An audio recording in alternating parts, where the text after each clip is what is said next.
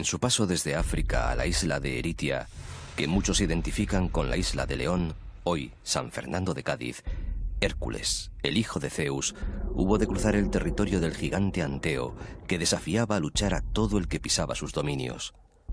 Parece que en el decurso de tan titánica batalla, un golpe de hombro del héroe abrió la tierra. Así se formó el estrecho de Gibraltar.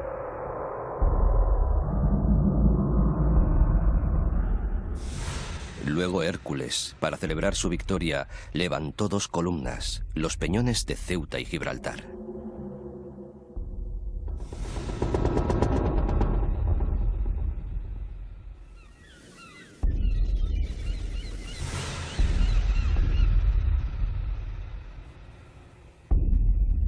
Siglos más tarde, el emperador Carlos, que fue primero de España y quinto de Alemania, incluyó en el escudo de su reino del sur aquellas columnas, rodeándolas de una banda con 2 palabras: plus ultra, más allá. Sin duda una alusión a las colonias americanas, aquel imperio en el que jamás se ponía el sol. El estrecho comunica el océano Atlántico con el mar Mediterráneo a través de un pasillo que tiene una anchura de 14 kilómetros en unos puntos y que llega hasta los 65 en otros. Por él han navegado dioses, héroes griegos, guerreros cartagineses, ejércitos romanos, invasores moros, soldados españoles, marinos de toda Europa. Por él han cruzado comerciantes, piratas, aventureros, contrabandistas, exiliados de la política o la fortuna.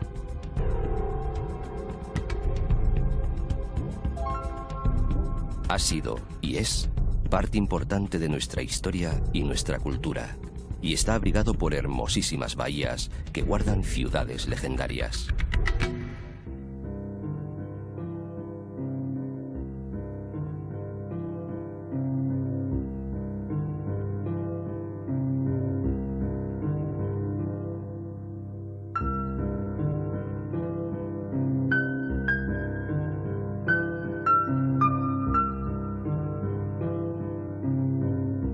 Algeciras, la Isla Verde, la Al Jazeera Al-Adra, llamada así por el impresionante verdor de sus alrededores. Aquí vio la luz Almanzor, aquel caudillo musulmán que fue azote de cristianos. Pero poco se conserva del legado andalusí, porque el último soberano nazarí, Muhammad, dio órdenes de destruir la ciudad antes de escapar y dejarla en manos cristianas. La conquistó en 1344 Alfonso XI el Justiciero, aquel castellano que fuera rey con tan solo 1 año de edad y que tras vencer en la batalla del Salado trajera los límites de Castilla hasta estas fronteras de agua. Muchos años después, de aquí partieron las fuerzas del general Castaños con una compañía de lanceros algecireños rumbo al glorioso destino de Bailén.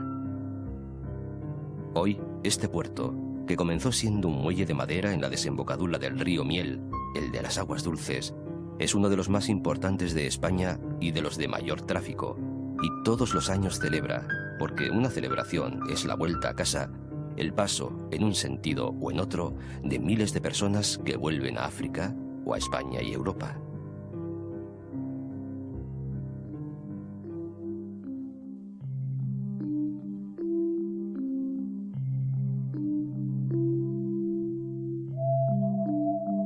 En la orilla, la antigua ciudad fenicia de Cartella, hoy San Roque, sobre un castro amurallado que desciende hacia la ribera del Guadarranque. Pomponio Mela, escritor de la primera mitad del siglo I, que era natural de esta bahía de Algeciras, señalaba: Más adelante se abre un golfo en el cual está Cartella, que algunos creen es la antigua Tartesos. Cuenta la tradición y asegura una placa conmemorativa que aquí se dio el primer pase a un toro usando una muleta, el artista Manuel Ballón el Africano.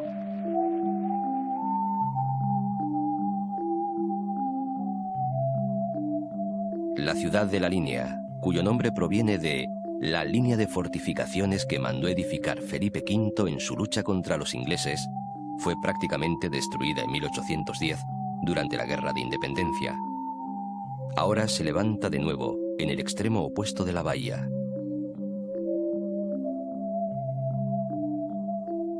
Se extiende alrededor del vértice de su plaza de toros, porque en estas latitudes no hay pueblo sin coso taurino, teniendo como fondo el Peñón, una de las míticas columnas que en la antigüedad marcaban los límites del mundo conocido. El Peñón es como la punta de una lanza, montaña áspera, recortada hacia levante, febril y bulliciosa hacia poniente, donde surge, entre un dédalo de estrechas calles, el pueblo de Gibraltar, Jebel Tarik, el monte de Tarik.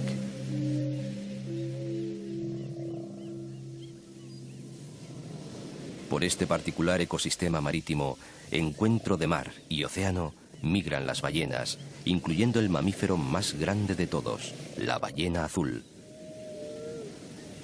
Desde luego, reina el atún, que tan buena cocina arma en estos pueblos del sur de España. Y habitan los delfines, que bailan su alegre danza de sol y agua.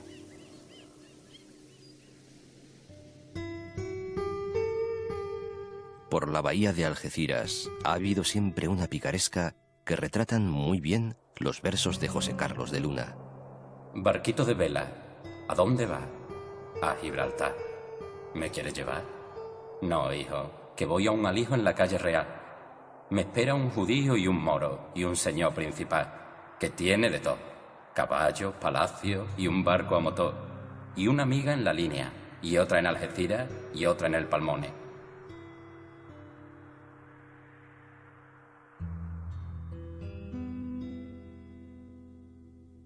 Al entrar en el Mediterráneo, desde el estrecho, el mar de Alborán, que se extiende hasta el Cabo de Gata. Y costeando el litoral africano, el Cabo de Tres Forcas. En su base este se alza la ciudad de Melilla, favorecida por sus puertos naturales que desde los más primitivos tiempos utilizaron fenicios y romanos. Los primeros la bautizaron Rusadir, y hoy la clásica ánfora sidonia es el símbolo de la ciudad y uno de sus distintivos.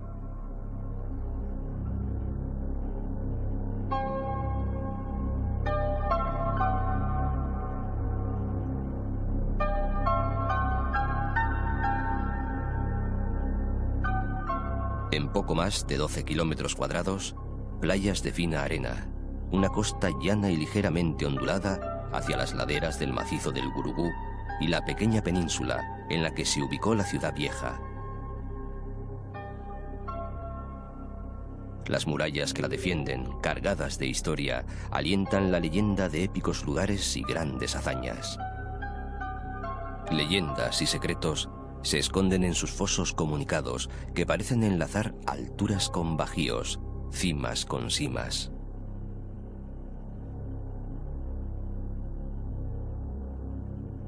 Desde el siglo XVI, Melilla se atrinchera en esta suerte de laberínticos fosos y murallones. Es lo que los lugareños llaman la ciudadela o pueblo. Fue una batalla, la de Huadrás en 1860, la que obligó a establecer los límites actuales de la ahora ciudad autónoma.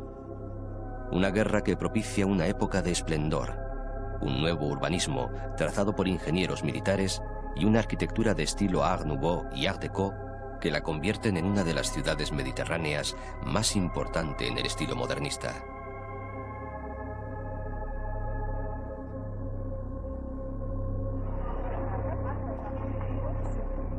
Melilla es una ciudad actual y tolerante, y sigue siendo crisol de culturas que conviven formando un propio y muy especial ambiente.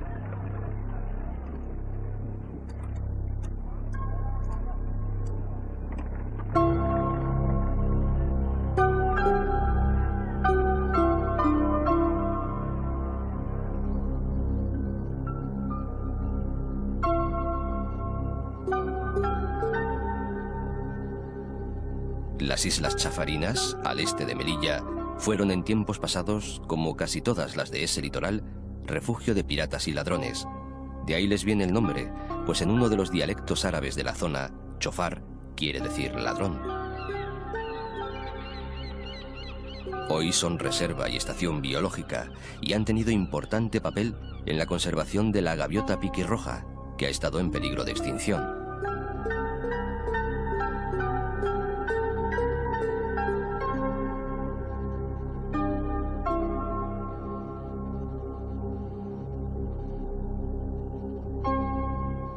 al oeste, en la bahía de Alhucemas, casi a tiro de piedra de la costa, 3 islas: El Peñón, la Isla de Tierra y la Isla del Mar.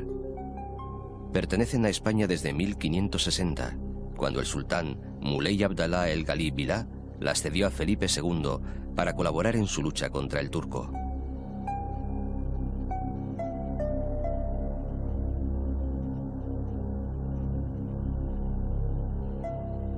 Siguiendo la singladura, el Peñón de Vélez de la Gomera, en la desembocadura del río Bades, un gran peñasco triangular unido por un pequeño puente de madera a una isleta llamada de San Antonio. En 1508, una expedición española expulsó a los piratas que se refugiaban en ella. Desde entonces, su faro ayuda a la navegación en esta parte del estrecho. Y casi en el extremo más alto del mapa de África, frente por frente al Peñón de Gibraltar, la otra columna, Ceuta.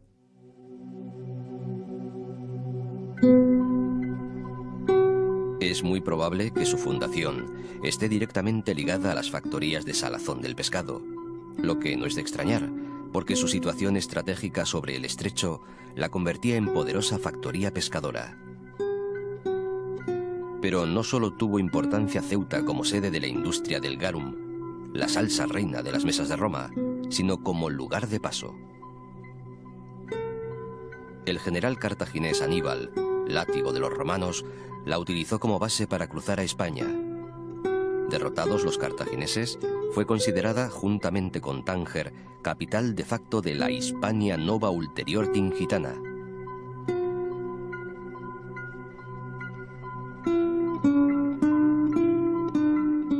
Sí, Ceuta mezcla la guerra y el amor. Es fortín y puerto.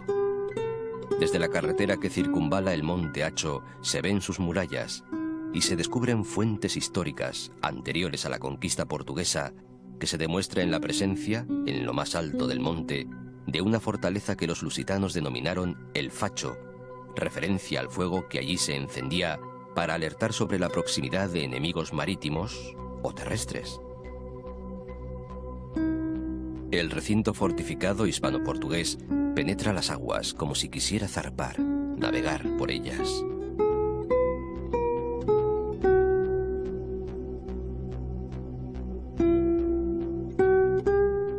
Hermoso contraste el de las piedras del murallón fortificado con los lagos artificiales del lúdico Parque Marítimo del Mediterráneo, obra modernísima del artista canario César Manrique.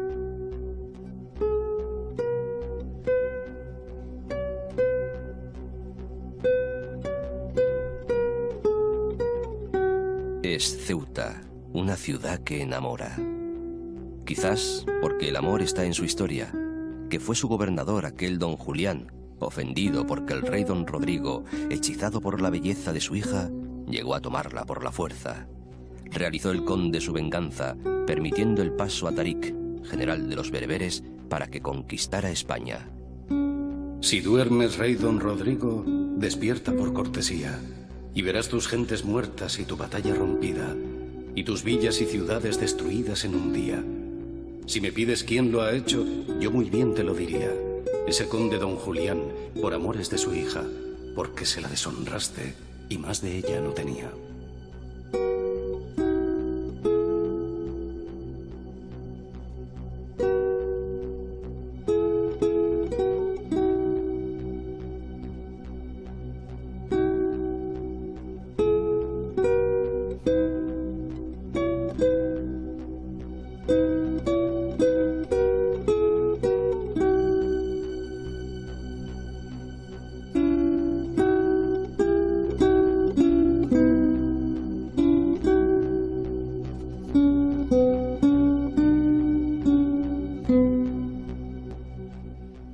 Volvemos a cruzar el estrecho.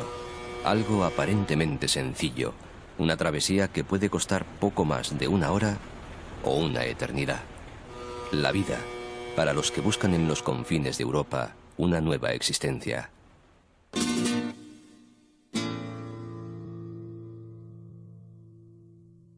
Ante el Cabo de Tarifa, se unen las aguas del Océano Atlántico y del Mar Mediterráneo. Quizás es el maridaje de ambos mares lo que provoca las olas y el viento tan propicios para practicar una de las actividades acuáticas más en boga, el windsurf.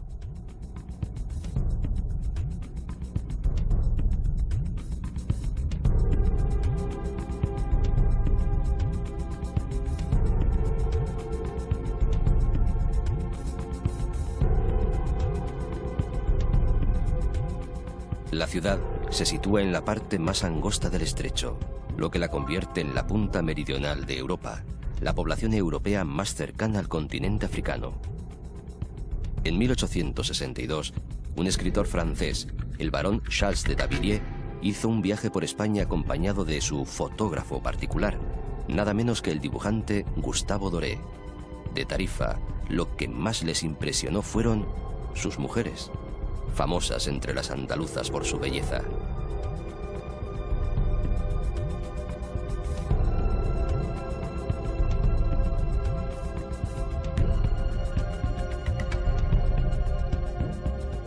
La invasión musulmana del año 711 es un hito en la historia de la península ibérica.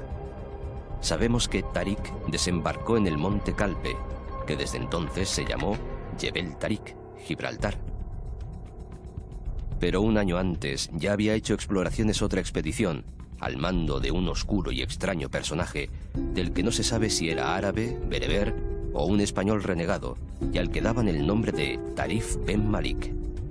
En su exploración, desembarcó, como era lógico, en el punto más cercano a la costa africana. Seguramente iban disfrazados de pescadores de atunes, eficaz atuendo para llegar a unos pueblos que vivían de la industria de la salazón. Desde entonces se llamó Tarifa. Siglos después, el rey Sancho el Bravo la reconquistó. Pero volvió a ser atacada por un ejército granadino aliado con el infante Juan, el traidor hermano del rey. Fue entonces cuando tuvo lugar la gesta de Alonso Pérez de Guzmán, a quien para siempre llamaron el Bueno. Los sitiadores tenían en su poder a su hijo y lo conminaron a entregar la plaza o a verlo morir al pie de la muralla. El trágico final lo cuentan las crónicas.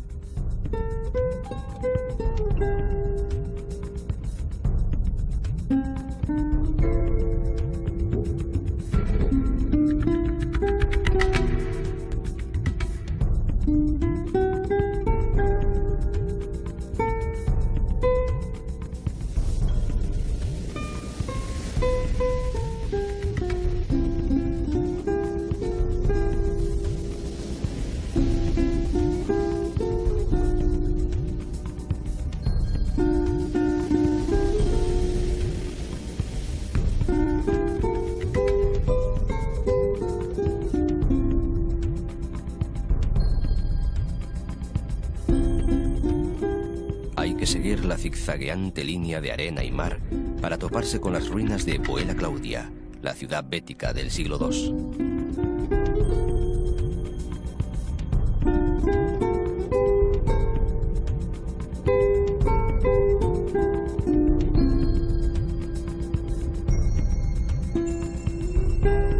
Las sierras de La Plata y San Bartolomé forman un arco que deja casi encerrada entre montañas a la ciudad romana, que se abre al mar por la ensenada de Bolonia, su mejor vía de comunicación con el exterior.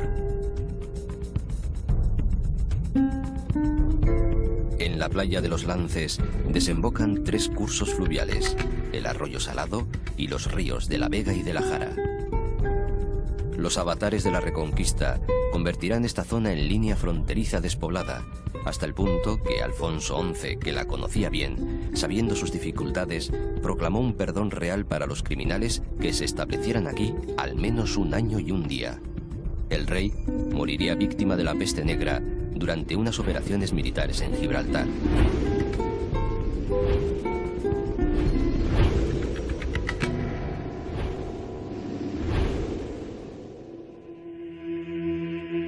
Miguel de Cervantes, en la Ilustre Fregona, habla de Zahara de los Atunes, llamándola el finibusterre de la picaresca, porque en la dura tarea de la almadraba se refugiaban pícaros, aventureros y perseguidos por la justicia.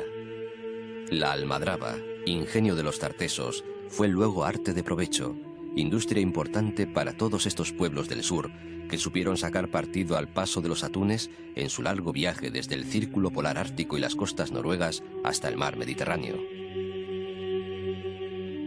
Hoy, frente a donde se localizaban esas almadrabas, se erigen modernas urbanizaciones. En los inicios del siglo XIV, Zahara, que significa flor en árabe, es cedida con el territorio de Vejer al bueno de don Alonso Pérez de Guzmán, con el que comienza el señorío de los Medina Sidonia. A su torre castillo se refiere Cervantes cuando escribe: pero toda esta dulzura que he pintado tiene un acíbar que la amarga, y es no poder dormir sueño seguro, sin el temor de que en un instante los trasladan de Zahara a Berbería. Por esto las noches se recogen a unas torres de la marina, y tienen sus atajadores y centinelas.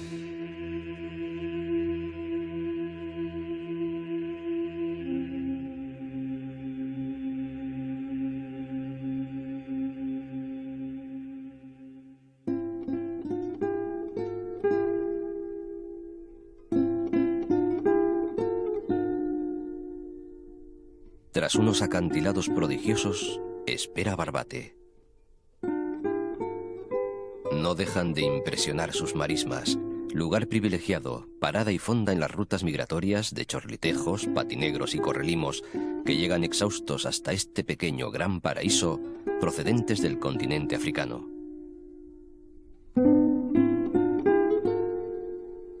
Barbate, cargado de historia por la presencia de fenicios, romanos y árabes, es un municipio fundamentalmente pescador, esencialmente turístico y puramente gaditano.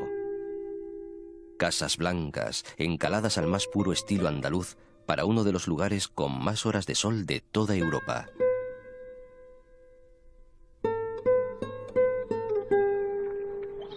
Y en su entorno todavía se puede vivir la belleza salvaje del último paraíso de estas costas.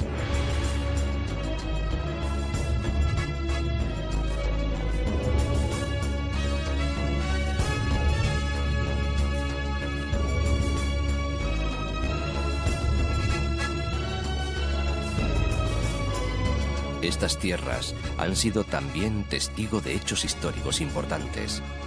En 1311, Alfonso XI de Castilla vence a los musulmanes en la batalla del río Salado. Y en 1805 tuvo lugar en estas aguas la batalla de Trafalgar, entre la escuadra franco-española y la flota que revalidó la superioridad británica en los mares y fue un grave golpe para los planes de Napoleón Bonaparte. En la batalla, Nelson, comandante de la flota inglesa, y Churruca fueron heridos mortalmente, aunque continuaron mandando sus barcos hasta el fin. El español, capitán del San Juan Nepomuceno, cañoneado por 6 barcos en formación, mandó clavar la bandera.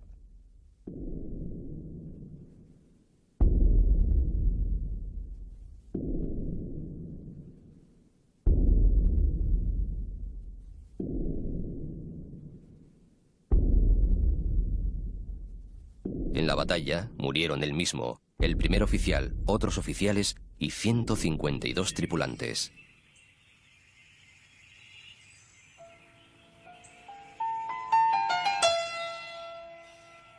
Como contraste, coronando un alcor, recortándose contra el cielo si la vemos desde la tierra, dominando la tierra si la vemos desde el cielo, Vejer de la Frontera. Un milagro blanco, conservado en un escenario de corsarios y berberiscos.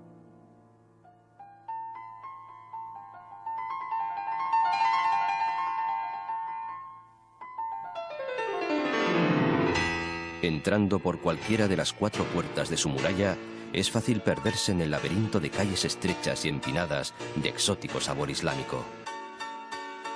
Cuenta la leyenda que cuando los moros fueron expulsados de España, un emir marroquí, enamorado de una vejeriega, se la llevó a Marruecos y le construyó una ciudad a imagen y semejanza de Vejer. Esa ciudad sería la actual Chauen.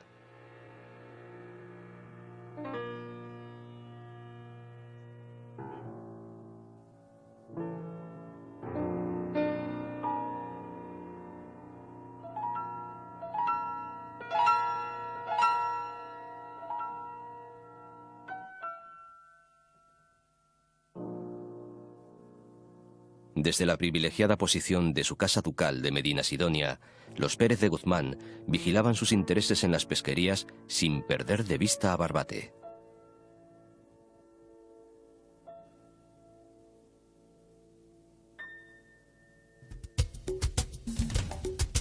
Los caños de Meca se funden con el mar. Tan fantástico paisaje fue colonizado por fenicios y romanos que instalaron numerosas almadrabas, dejando ya para siempre la semilla de la vocación atunera, y tanto asombró este pedazo de costa a los musulmanes que por la abundancia de manantiales, cuyo sonido se confundía con el del mar y la belleza de cuanto les rodeaba, lo bautizaron con el nombre de la sagrada ciudad de la Meca. Hoy, entre las arenas y el agua, se esconden gaviotas y rapaces como el halcón peregrino, mientras las torres vigías permanecen ancladas en la roca, diríase que un tanto frustradas, sin tener ya piratas enemigos sobre los que alertar.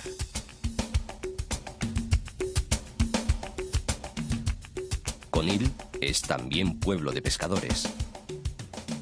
Árabe en el trazado de sus calles, blanco en el caserío que se inclina hacia la playa. Ya romanos y visigodos supieron aprovechar su buena situación para construir un puerto importante antes de que la conquista mora le hiciera depender de Vejer.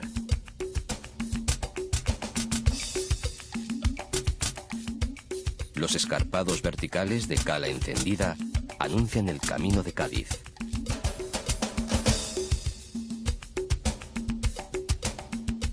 En la proximidad de Chiclana, Sancti-Petri y su puerto deportivo,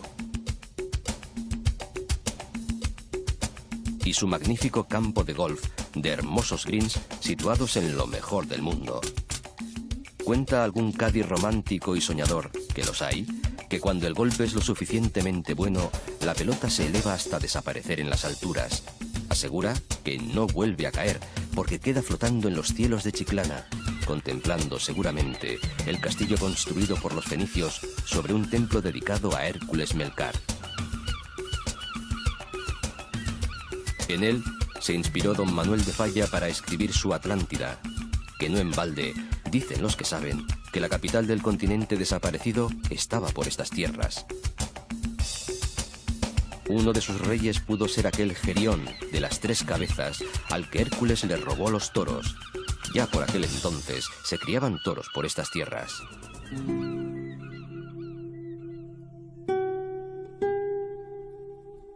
Chiclana es pueblo de marineros y labradores, toda una vida entre el mar y la tierra.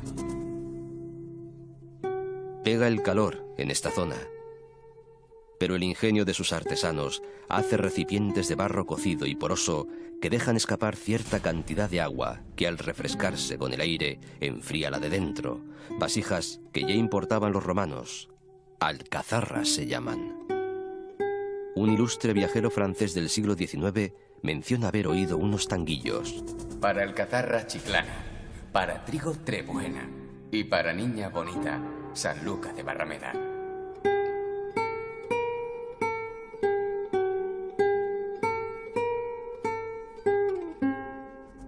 Aquí en Chiclana, en el año 1805, nació Francisco Montes, que en toda España sería conocido como Paquiro, uno de los toreros más importantes de la historia de la fiesta, autor de Tauromaquia Completa, el primer libro donde se deja, negro sobre blanco, el arte del toreo. Comentaba Lorca en su Café de Chinitas. Al dar las 4 en la calle se salieron del café, y era Paquiro en la calle, un torero de cartel.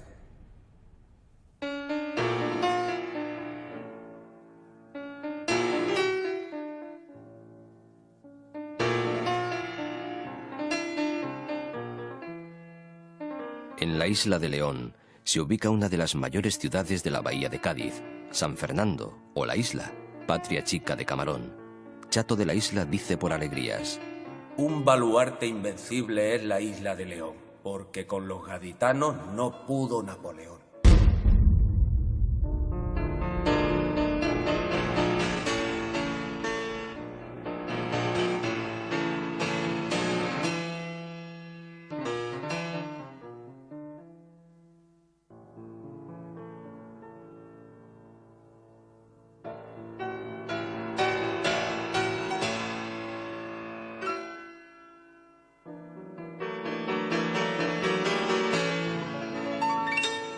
Cádiz pervive protegiéndose de los vientos, apretada en un laberinto de calles que se quiebran 1 y 100 veces, y como para aprovechar mejor el escaso terreno, los edificios se elevan coronados por azoteas y torres.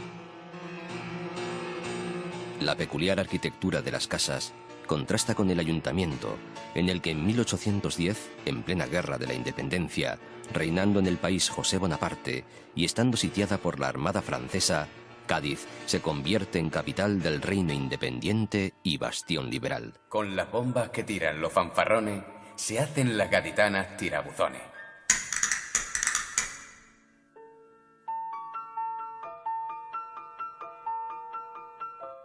Aquí se constituyeron las Cortes del Reino de España, que darían como fruto la Constitución Liberal de 1812, la célebre Pepa, que sin embargo, 2 años después, el rey Fernando VII declararía nula y sin ningún valor ni efecto, como a los demás decretos de aquellas Cortes gaditanas.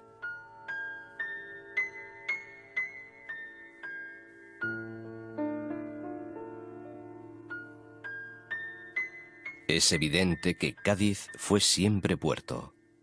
Desde los tiempos mitológicos de Hércules, como aseguran algunos, o desde que los fenicios llegaron de Tiro, allá por el 1100 a.C., y decidieron que aquel peñón varado entre 2 aguas podría ser buen lugar para fundar una ciudad.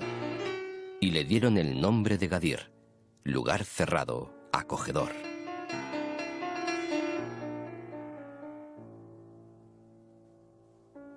Más tarde, el puerto fue pieza estratégica en las guerras púnicas. Derrotados los cartagineses, Cádiz comienza una luna de miel con Roma. De Cádiz habían de ser los vinos, de Cádiz habían de ser las cerámicas y las ánforas, de Cádiz habían de ser los caballos, pero sobre todo, de Cádiz deberían ser las bailarinas, las improbe gaditane, como las llama Marcial, el poeta hispano-romano. Fueron célebres en todo el mundo conocido por sus bailes voluptuosos y por su manera de hacer repiquetear las bética crusmata, o sea, las castañuelas.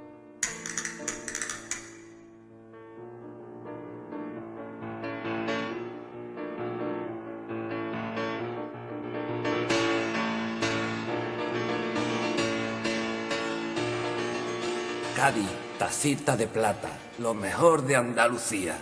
Eres una perla blanca en medio de la bahía. Luego llegaron los piratas, y Felipe II mandó amurallar la ciudad. Defensas que envuelven toda la isla, testigos de asedios y combates. Ante ellas se situaron fuerzas inglesas, holandesas y francesas. Torre Tavira fue parte del llamado Palacio de los Marqueses de Recaño, y una más, tal vez la principal, de las más de 160 torres que en el siglo XVII tenía Cádiz para vigilar sus puertos, construidas por los ricos comerciantes que controlaban desde casa la llegada de sus barcos.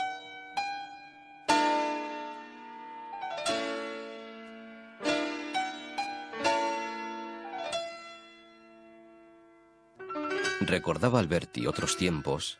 Cuando mi madre llevaba un sorbete de fresa por sombrero, y el humo de los barcos aún era humo de habanero. Mulata vuelta bajera. Cádiz se adormecía entre fandangos y habanera, y un lorito al piano quería hacer de tenor. Desde luego, mucho hay de habanero en Cádiz, sobre todo cuando se llega por mar, o se recorren las callejuelas de la ciudad vieja. Fácil recuerdo al malecón habanero, olvidando quizás que fue la capital cubana la que se construyó a imagen de Cádiz, y no al contrario.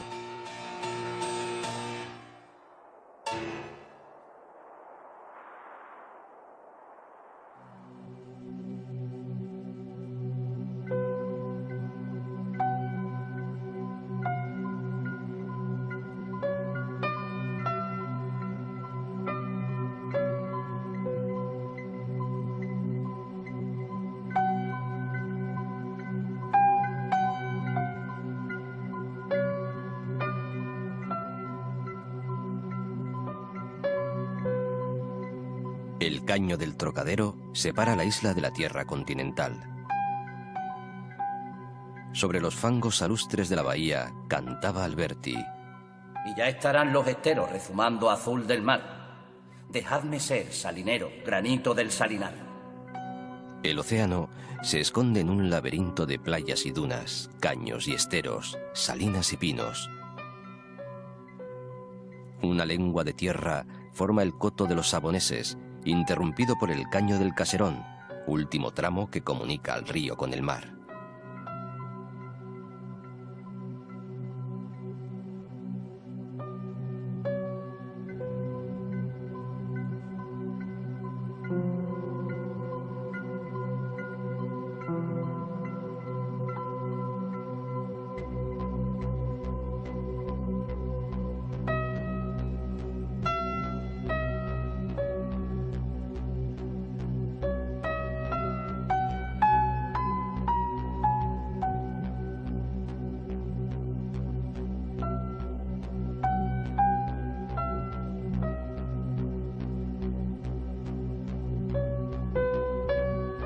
El puerto de Santa María está en la desembocadura del Guadalete, o Río del Olvido.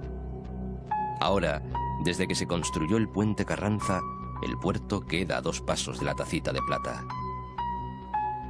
Conoció su máximo apogeo a lo largo del siglo XVI, cuando fue sede de la Capitanía General del Mar Océano, asentamiento de la flota de Indias y punto de partida y arribada de los barcos que iban al descubrimiento. Fue lugar de residencia de Cristóbal Colón, que consiguió aquí que el cántabro Juan de la Cosa pusiera a su servicio la nao Santa María, con la que descubrirían América.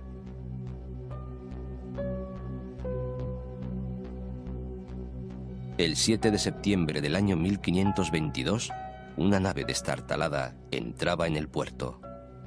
Era la Victoria, que 3 años antes había iniciado una vuelta al mundo saliendo de Sevilla, formando parte de la flota de 5 naves mandada por Magallanes. Era la única nao que volvía, y solo llegaban en ella 18 supervivientes, al mando del guipuzcoano Juan Sebastián Elcano. Pero habían dado la vuelta a la tierra y traían un tesoro del que todavía disfrutamos, el conocimiento de muchas nuevas especias.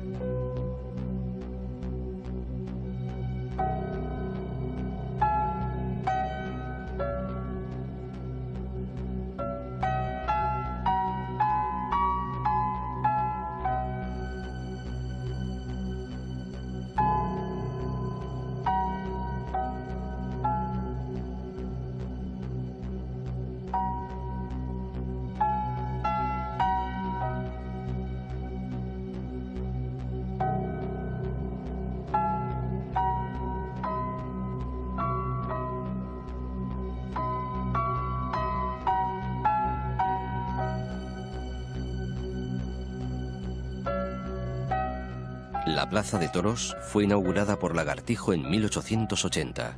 Ha visto torear a todas las grandes figuras del toreo. Aquí nació Rafael Alberti, el gran poeta que abrazó entero el siglo XX y que, reflejado en estas aguas, vio 2 veces el paso del cometa Halley. Amaba tanto estos mares de Cádiz que pidió que sus cenizas se fundieran en el agua azul de su bahía. Si mi voz muriera en tierra, llevadla al nivel del mar y dejadla en la ribera. Llevadla al nivel del mar y nombradla capitana de un blanco bajel de guerra.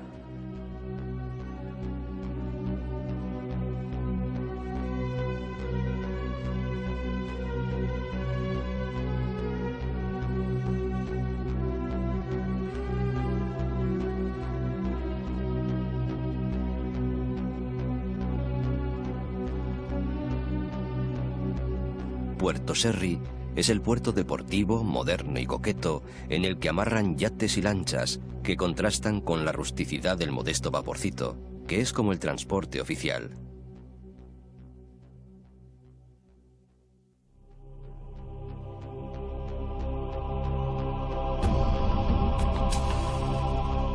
Jerez, como tal, no tiene carácter de ciudad hasta la llegada de los berberiscos de Tarik, aunque el griego Jenofonte hablaba 4 siglos antes de Cristo de los caballos de la Baja Andalucía.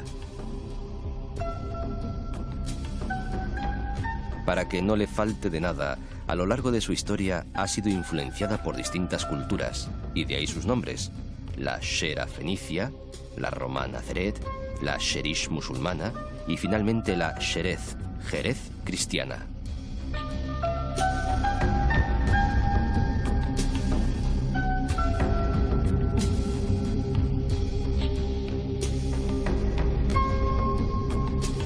Muros renacentistas y fachadas barrocas, rincones árabes y construcciones mudéjares y calles empedradas por los barrios viejos. Una ciudad viva y señorial.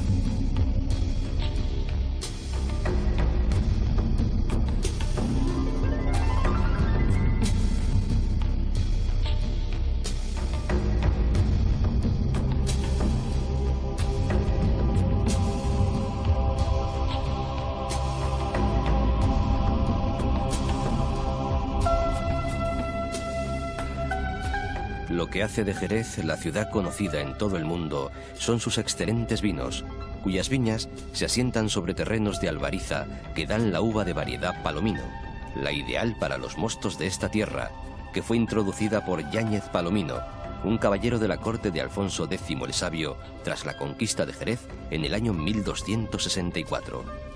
Luego, a la uva Pedro Jiménez parece que la trajo allá por el 1680 Pieter Siemens, un soldado alemán de los tercios de Flandes.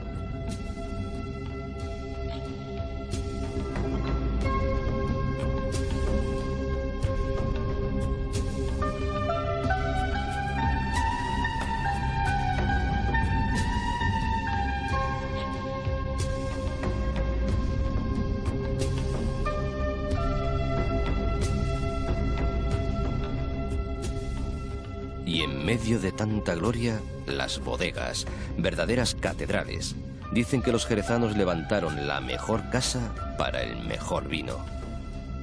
Un buen aficionado a estos caldos y excelente propagandista fue William Shakespeare, que puso en boca de uno de sus mejores personajes, el grueso y jocundo Falstaff: si 1000 hijos tuviera, el primer principio humano que les enseñaría sería abjurar de toda bebida insípida y dedicarse al jerez.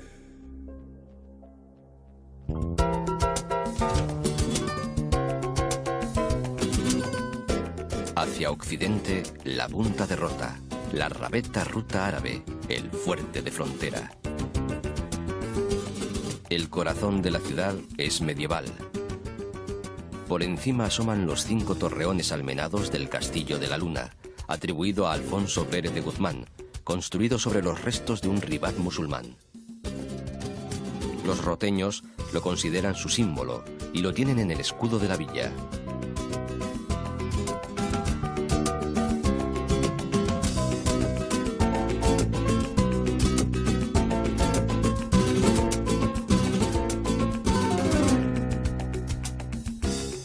Por el arco de regla se salía para dirigirse hacia Chipiona, que no es mal camino. La costa se sucede en largas playas atlánticas.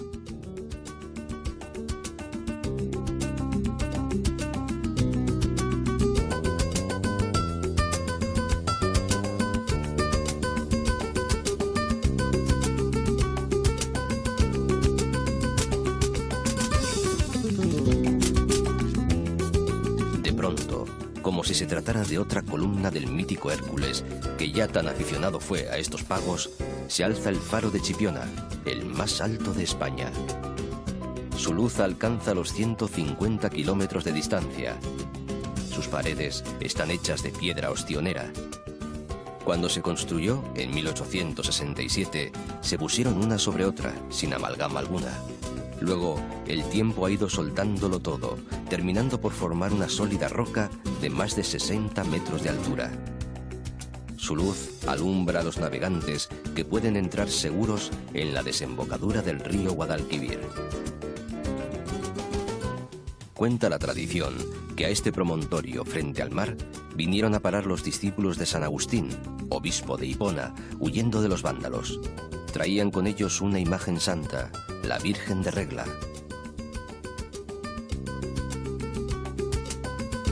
Scipiona fue a finales del siglo XIX balneario y localidad de veraneo de la aristocracia. Aquí acudían los duques de Montpensier y con ellos sus 3 hijas. Una de ellas, María de las Mercedes, fue la malograda esposa de Alfonso XII, rey de España. Flor efímera, pero cuyo recuerdo quedó en el pueblo español, como testimonia la conocida canción.